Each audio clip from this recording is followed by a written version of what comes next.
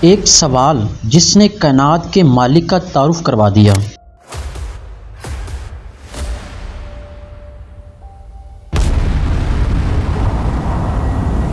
مان کو دیکھو کتنا خوبصورت ہے، تمہارا کیا خیال ہے یہ کس نے بنایا ہے یا خود بخود بن گیا ہے؟ یہ بات ہے اس وقت کی جب مکہ کی فضاؤں میں شرک کا اندھیرا چھایا ہوا تھا۔ تو میں اپنی بت کی بہت عبادات کروں گا۔ ہاں، یہی بت تو ہماری مدح کرتے ہیں۔ اللہ کا گھر خانہ کعبہ جو توحید کی علامت کے طور پہ تعمیر ہوا تھا، خود 360 بتوں کی قید میں تھا۔ آج تو میں اپنے بت کی بہت عبادت کروں گا۔ ہاں، یہی بت تو ہمیں سب کچھ دیتے ہیں، رزق، اولاد اور بیٹے۔ ہر قبیلے کا اپنا خدا تھا، ہر خاندان کا اپنا معبود۔ ہر شخص اپنے بت کی پوجا کرتا ہے، کم از کم وہ ہمیں سب کچھ دیتے۔ کوئی لکڑی کا بنا ہوا تھا تو کوئی پتھر کا۔ ان بتوں کی کہانیاں تھیں، ان کے خاندان تھے اور لوگ سمجھتے تھے کہ یہی ان کی قسمت کے میں مالک اپنی ہیں۔ ساری دولت اور اپنا خاندان کھو چکا ہوں۔ میرے خیال میں تمہارا بت تم سے ناراض ہے، جاؤ اور اسے خوش کرو۔ اسی ماحول میں ایک شخص کھڑا ہوا اور ایک اللہ کی دعوت دینا شروع کی۔ ایسے شخص کو جانتے ہیں جو مکہ میں صرف ایک اللہ کی تبلیغ کرتا ہے اور بتوں کی پوجا کو روکتا ہے؟ اور وہ شخص تھے محمد رسول اللہ صلی اللہ علیہ وآلہ وسلم۔ کیا تم جانتے ہو کہ محمد صلی اللہ علیہ وسلم نے صرف ایک اللہ کی عبادت کرنے کا حکم دیا ہے؟ اللہ کون ہے؟ ایک ایسے اللہ کا تعارف جو نظر نہیں آتا تھا۔ محمد نے ہم سے اللہ کی عبادت کرنے کو کہا، لیکن میں عبادت کیسے کروں؟ میں نے اللہ کو اپنی زندگی میں کبھی نہیں دیکھا۔ جسے کسی نے بنایا نہیں، جس کا کوئی خاندان نہیں، جو پوری کائنات کا خالق اور مالک ہے۔ سنو، محمد نے ہمیں آئیڈل کی پوجا روکنے کو کہا، اسے نہیں پتا تھا کہ ہم کبھی نہیں رکیں گے۔ یہ دعوت مکہ کے سرداروں کے لیے ناقابل برداشت تھی۔ ہمیں چاہیے کہ ہم محمد صلی اللہ علیہ وسلم کو اللہ کی تبلیغ کرنے سے روکیں، ورنہ ہمارے لوگ بتوں کی پوجا کرنا چھوڑ دیں گے۔ وہ حیران تھے کہ یہ کیسا خدا ہے جس کی کوئی شکل نہیں، جس کا کوئی نسب نامہ نہیں۔ ان کی محدود عقل اس تصور کو قبول نہیں کر پا رہی تھی۔ تمہیں پتا ہے کہ محمد کا خدا من گھڑت ہے؟ اگر میں نے اپنا بت سونے سے وہ اپنے آباء و اجداد کے دین کو چھوڑنے پر تیار نہ تھے۔ محمد ہمیشہ سچ کہتا ہے اور اب وہ اللہ کی تبلیغ کرتا ہے، لیکن میں اپنے آباء و اجداد کا مذہب کیسے چھوڑ دوں؟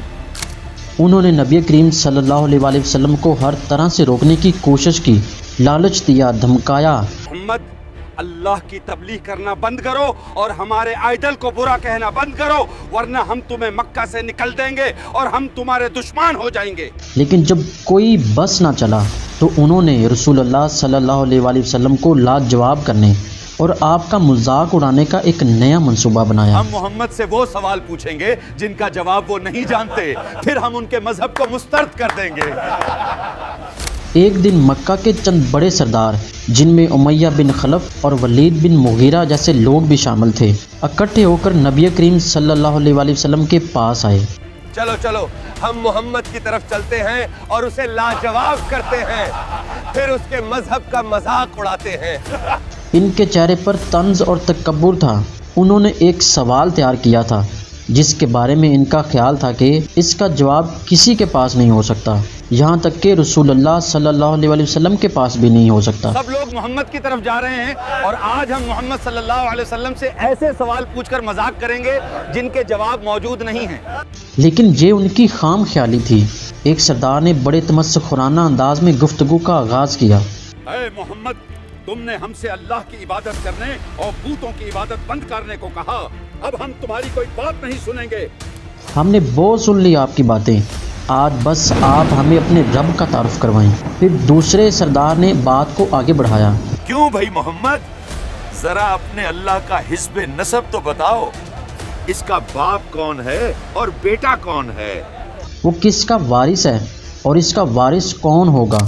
ایک تیسرے سردار نے مادیت پرستی کی انتہا کرتے ہوئے پوچھا، اور یہ بھی بتائیں کہ آپ کا رب کس چیز سے بنا ہے؟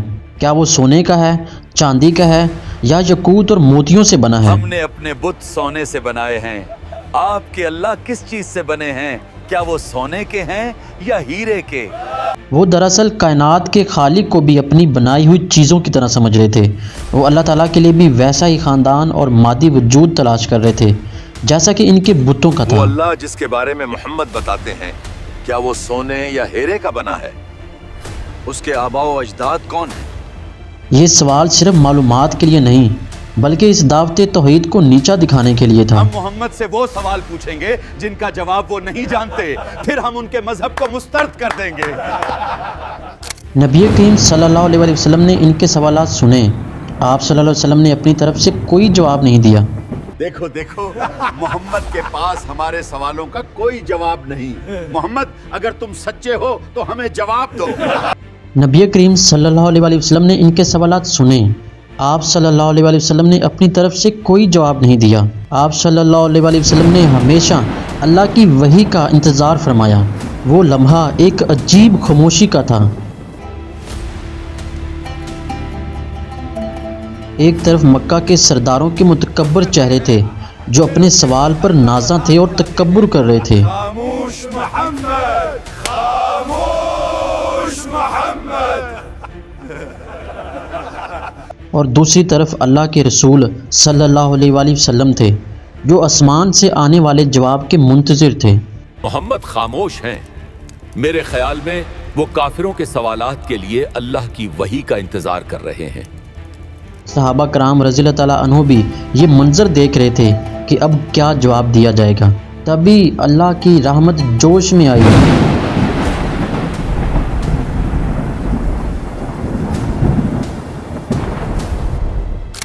اللہ تعالیٰ نے اپنے پیارے حبیب صلی اللہ علیہ وآلہ وسلم پر حضرت جبرائیل علیہ السلام کو بھیجا اور اپنے تعارف میں وہ 4 آیات نازل فرمائیں جنہوں نے قیامت تک کے لیے توحید کا سب سے جامع اور مکمل بیان فراہم کر دیا۔ आओ, जवाब आ गया है। अल्लाह ने मोहम्मद पर वही नाजिल की और अल्लाह ने काफिरों के मुंह बंद कर दिए। یہ کوئی لمبی تقریر نہیں تھی بلکہ ایک ایسا سمندر تھا جسے ایک کوزے میں بند کر دیا گیا ہو۔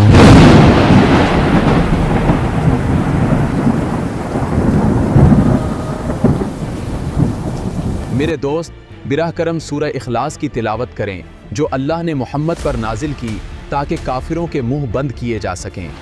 بسم اللہ الرحمن الرحیم قل هو اللہ احد اللہ الصمد لم یلد ولم یولد ولم یکن له کفوا احد۔ کہو کہ وہ معبود برحق جس کی میں عبادت کرتا ہوں اللہ ہے، وہ ایک ہے، اللہ بے نیاز ہے، وہ نہ کسی کا باپ ہے اور نہ کسی کا بیٹا، اور کوئی اس کا ہمسر نہیں۔ یہ 4 آیات ایک گونج کی طرح اس محفل میں اتریں۔ क्या हुआ? क्या हुआ? मोहम्मद के खुदा ने हमें जवाब दिया। یہ صرف جواب نہیں تھا بلکہ ایک زلزلہ تھا جس نے مشرکین کے تمام عقائد کی بنیادیں ہلا کر رکھ دی۔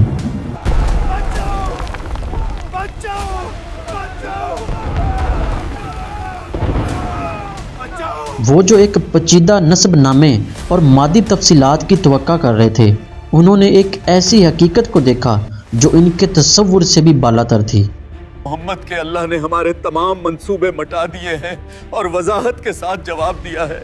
अब हम खामोश रहेंगे। وہ سردار ایک دوسرے کا منہ تکتے رہ گئے۔ ان کے پاس مزید کوئی سوال نہیں بچا تھا۔ ان کی ساری منطق اور سارا تکبر ان 4 مختصر جملوں کے سامنے ریزہ ریزہ ہو گیا۔ آپ دیکھتے ہیں کس طرح اللہ نے کافروں کے منہ بند کر دیے، اور یہ حقیقت ہے، اللہ ہی وحید ہے۔ اس دن کے بعد یہ صورت سورہ اخلاص کہلائی، یعنی وہ صورت جو ایمان کو شرک کی ہر ملاوٹ سے خالص کر دیتی ہے۔ یہ اللہ کا شناختی کارڈ ہے جو ہر شخص کے لیے ایک واضح جواب ہے جو یہ پوچھنا چاہے کہ اللہ کون ہے۔ سورہ اخلاص قرآن مجید کا دل اور عقیدہ توحید کا خلاصہ ہے۔ یہ صورت اللہ تعالیٰ کا وہ تعارف ہے جو اس نے خود کروایا ہے۔ آئیے اس صورت کی 4 مختصر مگر جامع آیات کے سمندر میں غوطہ لگائیں اور اس کے موتی تلاش کریں۔ بسم اللہ الرحمن الرحیم قل هو اللہ احد اللہ الصمد لم یلد ولم یولد ولم یکن له کفوا احد۔ اس آیت میں ایک لفظ کوفون کا مطلب ہے برابر، ہم پلہ، جوڑا یا کوئی ایسی چیز جو کسی بھی لحاظ سے مقابلہ کر سکے۔ آسمان کی طرف دیکھو، اللہ کے سوا اور کون یہ خوبصورت آسمان بنا سکتا ہے؟ بے شک اللہ ہی قادر میں۔ اس کا مطلب ہے کہ پوری کائنات میں نہ فرشتوں میں، نہ انسانوں میں، نہ جنات میں اور نہ ہی کسی اور مخلوق میں کوئی بھی ایسا نہیں جو اللہ کے برابر ہو سکے۔ اس پوری کائنات میں کوئی اللہ کے برابر نہیں ہے۔ یقیناً کوئی انسان، فرشتہ، نبی یا کوئی بھی اللہ کے برابر نہیں۔ برابری جو نہ اس کی ذات میں ہے، نہ اس کی صفات میں ہے اور نہ ہی اس کے باقی کاموں میں ہے۔ یہ آیت ہر اس تصور کو ختم کر دیتی ہے جو مخلوق کو خالق کے قریب لانے کی کوشش کرتا ہے کہ مخلوق بھی وہ کام کر سکتی ہے جو اللہ کر سکتا ہے۔ فرمایا اس ذات کی قسم جس کے ہاتھ میں میری جان ہے، سورہ اخلاص قرآن کے 1/3 کے برابر ہے۔ اللہ کی شان سب سے بلند اور بے مثال ہے، اس لیے جب بھی آپ کے دماغ میں، آپ کے خیالات میں اللہ کی ذات کے بارے میں کوئی بھی خلل آئے تو فوراً پکار اٹھیں۔ بسم اللہ الرحمن الرحیم قل هو اللہ احد اللہ الصمد لم یلد ولم یولد ولم یکن له کفوا احد۔